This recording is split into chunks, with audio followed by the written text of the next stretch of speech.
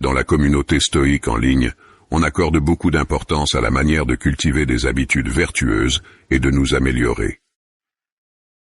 Mais, il semble y avoir un manque de discussion concernant les habitudes négatives qui existent déjà dans nos vies.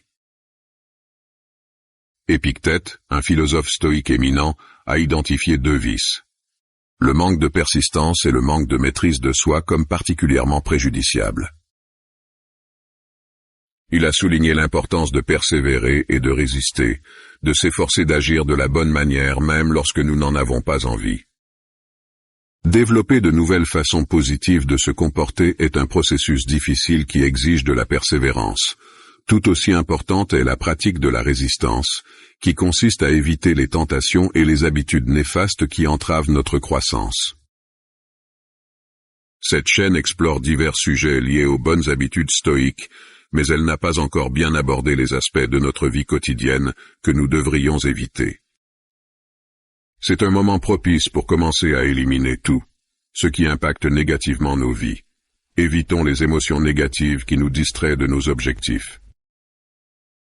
Dans cette vidéo, nous discuterons d'habitudes courantes que nous devrions éviter si nous souhaitons mener une vie épanouissante et joyeuse.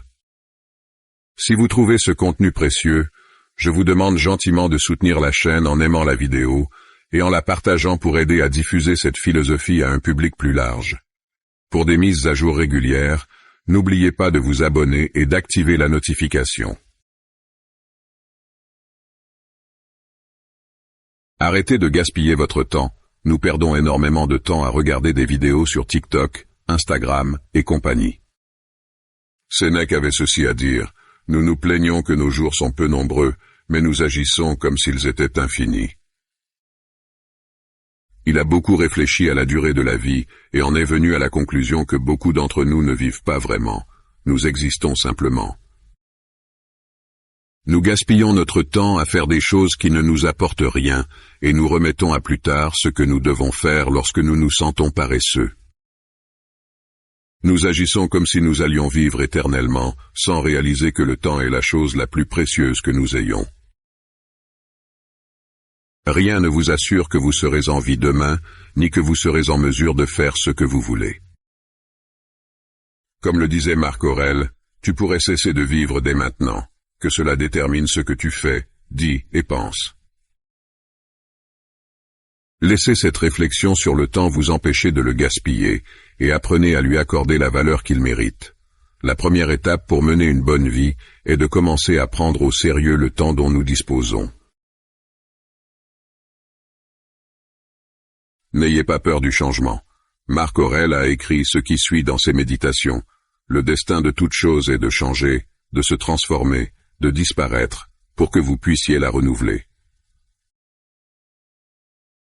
Tout dans la vie est soumis au changement, tant le bon que le mauvais.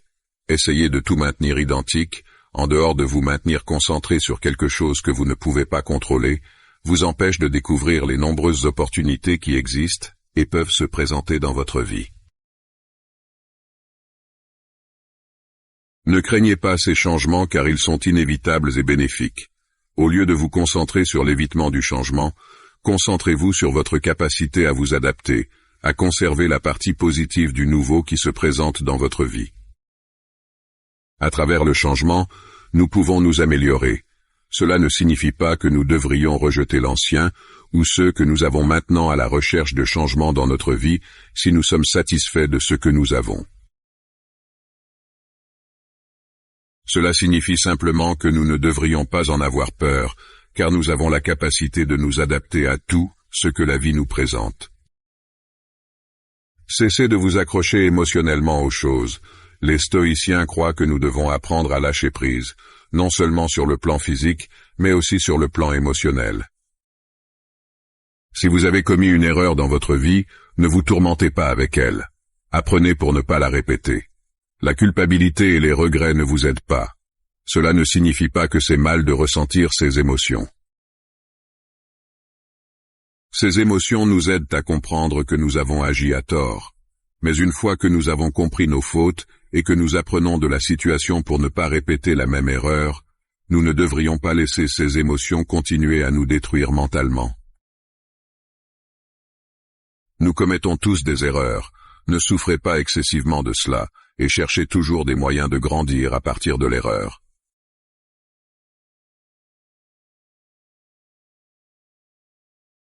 Arrêtez de procrastiner.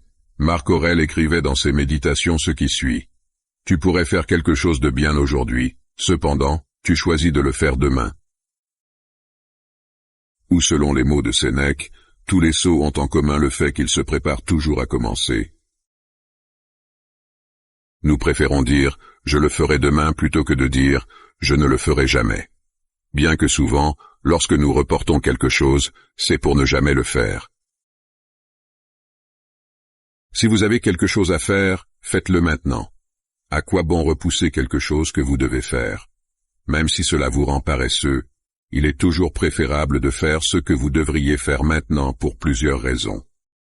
La première, comme je l'ai déjà mentionné, c'est que notre temps est limité. Et la deuxième, c'est que le repos est plus agréable lorsque vous avez accompli vos obligations. Lorsque vous remettez quelque chose à plus tard par paresse, vous vous sentez coupable, et vous savez que vous devriez faire quelque chose au lieu de vous reposer. Vous ne profitez pas du repos de la même manière, car au fond, vous savez que vous ne le méritez pas. Le pire, c'est que tôt ou tard, vous devrez remplir cette obligation, donc vous n'avez absolument rien gagné en la reportant. Il y a peu de sensations qui surpassent la satisfaction d'un travail bien fait, et bien fait implique de le faire au bon moment, pas plus tard.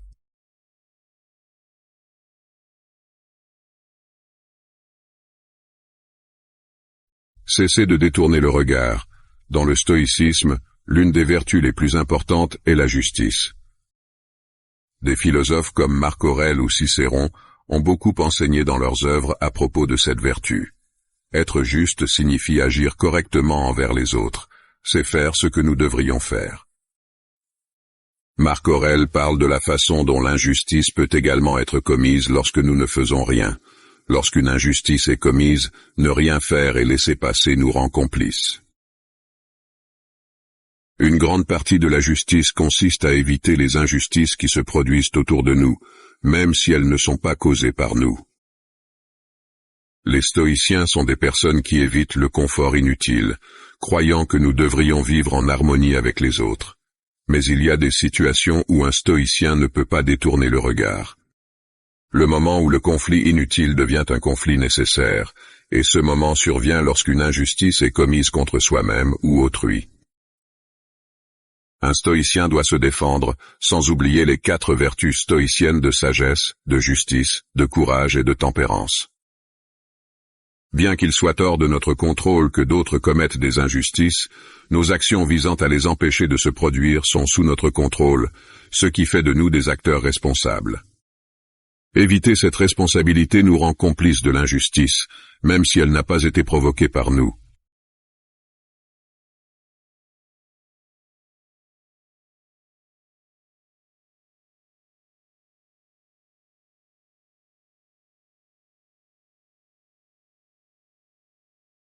Cessez d'être esclave. Sénèque a écrit ceci.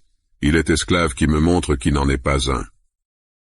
Une personne est esclave de la luxure, une autre de la cupidité, une troisième de l'ambition, et tous sont esclaves de l'espoir.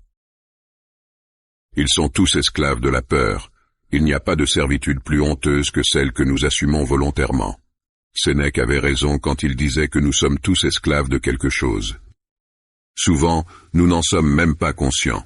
Nous avons oublié que pour être vraiment libres, nous devons avoir notre esprit totalement sous notre contrôle et ainsi être en mesure de résister aux tentations qui surgissent dans notre vie.